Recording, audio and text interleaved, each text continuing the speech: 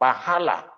Atau kalau kita tidak menyebutkan pahala, masa orang torikot menghendaki pahala, dapatlah kita katakan bahwa dengan amal baik, amal soleh di bulan Rajab ini akan mendatangkan rahmat dan cinta Allah Subhanahu wa Ta'ala.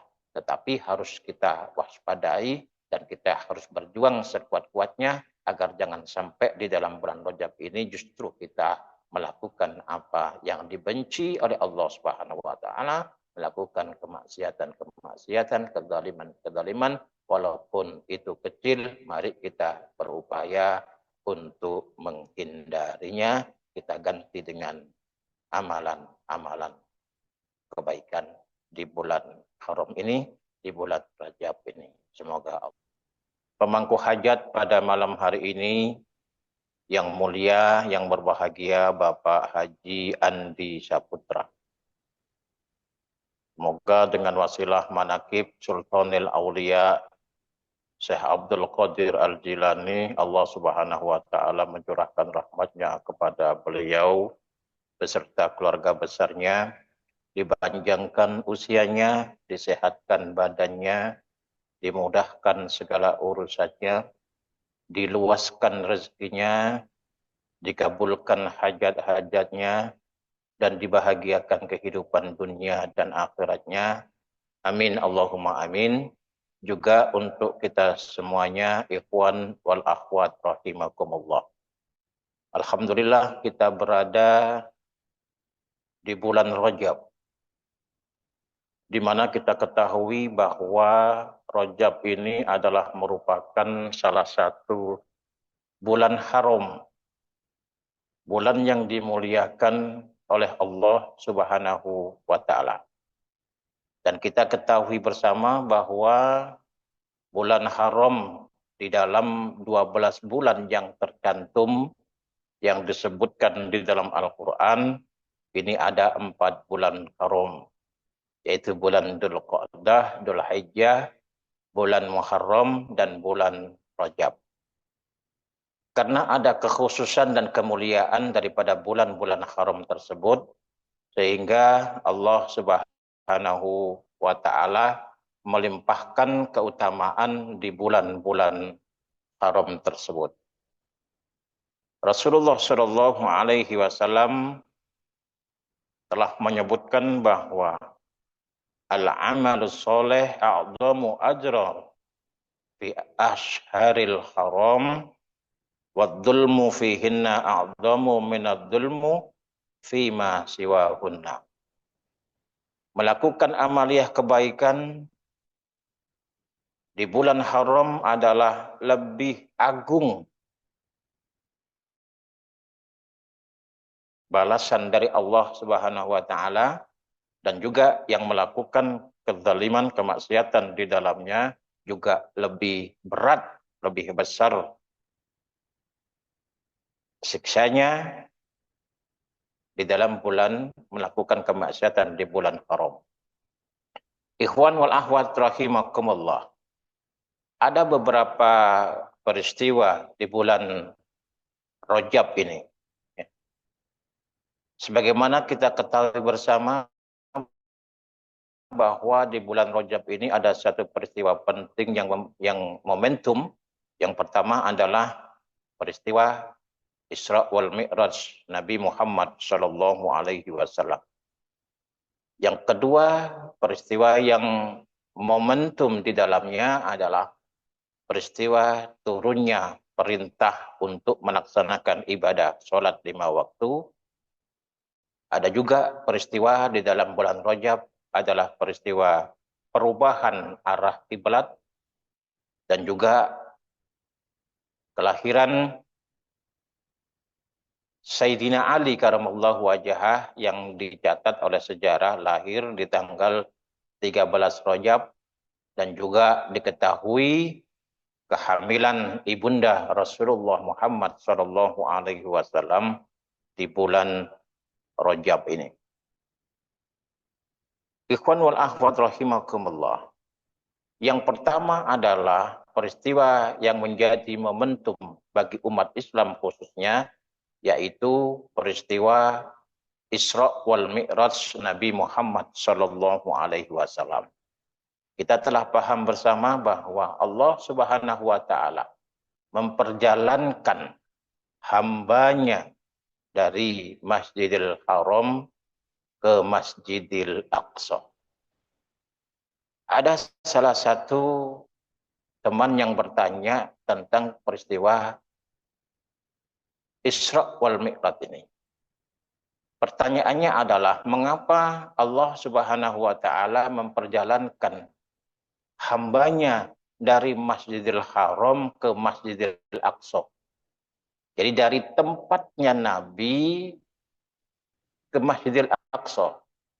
Nah, ini banyak ada jawaban-jawaban dari para alim ulama tentang mengapa Allah memperjalankan peristiwa Isra itu dari Masjidil Haram ke Masjidil Aqsa. Kok tidak dari Masjidil Haram ke Tangerang atau ke Bogor atau ke Surabaya? Kenapa di Masjidil Aqsa? Ada beberapa jawaban dari para ulama, di antaranya adalah Syekh Ibnu Qayyim Al-Jauziyah. Beliau mengatakan bahwa besok itu ketika para manusia itu dibangkitkan dari kuburnya, menurut beliau, maka diarahkan semua orang yang bangkit dari kubur saat itu menuju Palestina atau daerah di sekitar Masjidil Aqsa. Itu jawaban yang pertama. Bahwa sesungguhnya besok, kata Imam Ibnu Qayyim Al-Jauzi, beliau mengatakan bahwa besok itu ketika manusia dibangkitkan dari kubur menuju ke Palestina di daerah Masjidil Aqsa. Ada jawaban yang kedua, yaitu yang disampaikan oleh Imam An-Nawawi Al-Bantani. Beliau menyatakan bahwa Masjidil Aqsa itu adalah titik lurus menuju kepada pintu langit. Jadi ketika Nabi Muhammad SAW itu berada di Masjidil Aqsa, kemudian naik ke langit ke Sidratul Muntaha, itu menurut Syekh Nawawi Al-Bantani bahwa titik Masjidil Aqsa itu adalah titik lurus ke Sidratul Muntaha atau pintunya langit. Ini kata beliau.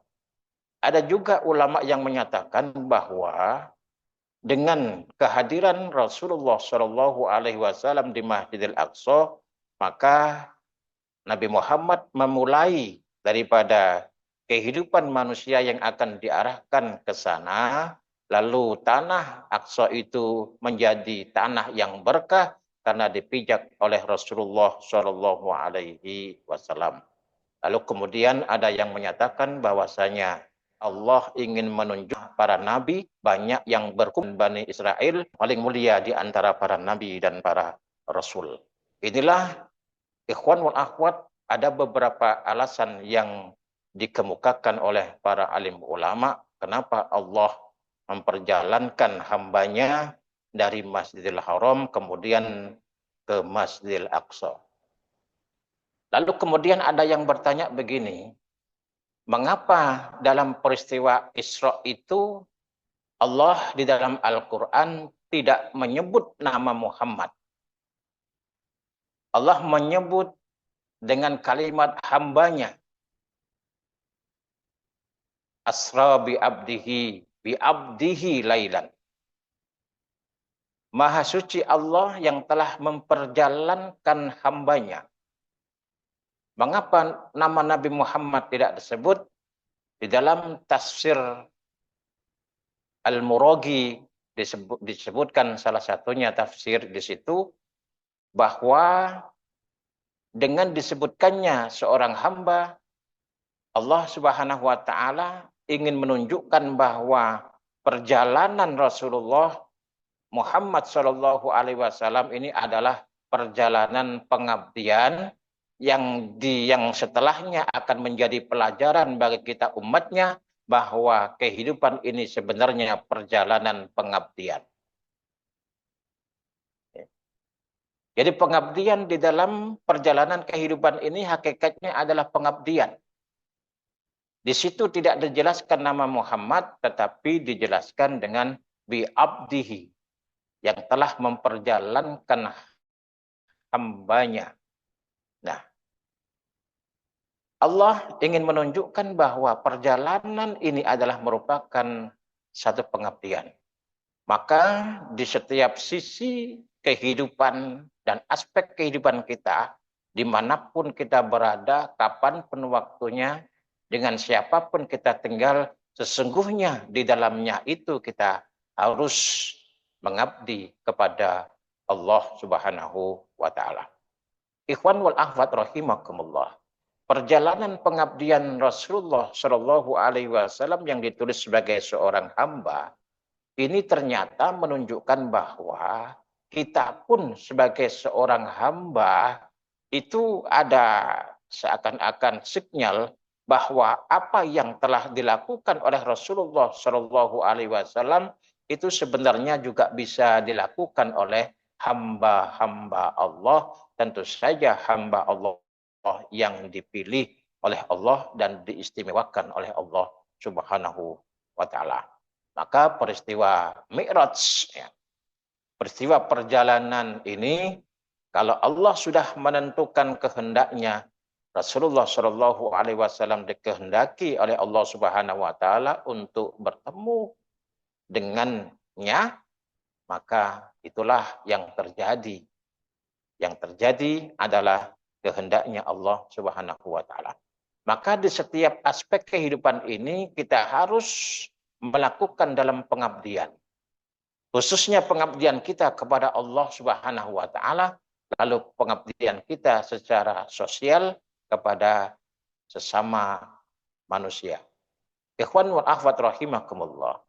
Anggaplah satu contoh, seorang guru mengabdikan dirinya, mengabdikan gurunya untuk memberikan ilmu kepada muridnya. Dan seorang murid harus melakukan pengabdian sebagai seorang murid dengan banyak belajar dari ilmu yang diberikan oleh gurunya. Tentu saja antara guru dan murid ini harus dalam rangka pengabdian. Ikhwan wal akhwat, dulu pernah kiai-kiai tua, salah satunya adalah ada seorang kiai, Profesor Dr. Kiai Haji Sahal Mahfud. Beliau pernah bercerita dalam suatu pertemuan bahwa di hadapan para guru, bahwa dulu ketika belum banyak lembaga-lembaga pendidikan, hanya lembaga-lembaga pesantren, orang-orang yang mengajar, orang-orang yang menjadi guru, itu ketika ditawari gaji atau bayaran, mereka itu tidak mau. Mereka mengatakan, boten yai, tidak yai, ini adalah pengabdian saya. Nah, itu pengabdian. Artinya apa? Digaji atau tidak digaji, itu namanya pengabdian. Kalau digaji, alhamdulillah. Kalau tidak digaji, ya tidak boleh resah dan gelisah. Nah, zaman sekarang, kalau tidak digaji, tidak dikasih bayaran, itu mereka akan demo. Nah, ini faktor daripada apa yang harus kita sadari, bahwa apapun yang kita lakukan di dalam perjalanan hidup ini harus diiringi dengan pengabdian. Ikhwan wal akhwat rahimakumullah. Pengabdian kepada Allah Subhanahu wa Ta'ala diwujudkan dalam pengabdian kita kepada sesama manusia. Guru kita, Pangersa Aba Aos, memberikan ilmunya kepada kita. Pengabdian beliau kepada Allah Subhanahu wa Ta'ala melalui pemberian ilmu. Kita sebagai muridnya juga melakukan pengabdian sebagai seorang murid dengan banyak-banyak berkhidmah, khususnya melakukan apa yang telah diajarkan, ditanamkan oleh Syekh Mursyid kita, Bang Ngersah Aba Aos. Ikhwan wal ahwat, rahimakumullah. Kita mengabdi kepada Allah Subhanahu wa taala dan Allah Subhanahu wa taala memberikan rahmatnya kepada kita. Nah, ini adalah pengabdian dan hasil dari pengabdian yang kita lakukan di dalam perjalanan ini. Ikhwan wal akhwat, seperti yang saya sampaikan tadi bahwa yang namanya pengabdian khususnya kepada Allah Subhanahu wa taala itu harus dijalani dengan ikhlas, memurnikan bahwa pengabdian itu murni untuk Allah Subhanahu wa taala. Maka segenap anggota tubuh kita yang diciptakan oleh Allah Subhanahu wa taala, maka gerakannya atau aktivitasnya harus dalam rangka pengabdian kepada Allah Subhanahu wa taala. Mata kita harus kita gunakan dalam rangka pengabdian kita kepada Allah.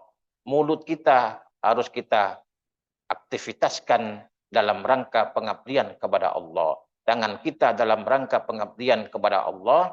Kaki kita dalam rangka pengabdian kepada Allah. Maka dimanapun kita, apapun yang kita lihat, apapun yang kita dengar, apapun yang kita bicarakan, apapun yang kita pegang, apapun yang kita langkahkan, itu semuanya dalam rangka ibadah atau pengabdian kita kepada Allah Subhanahu wa taala.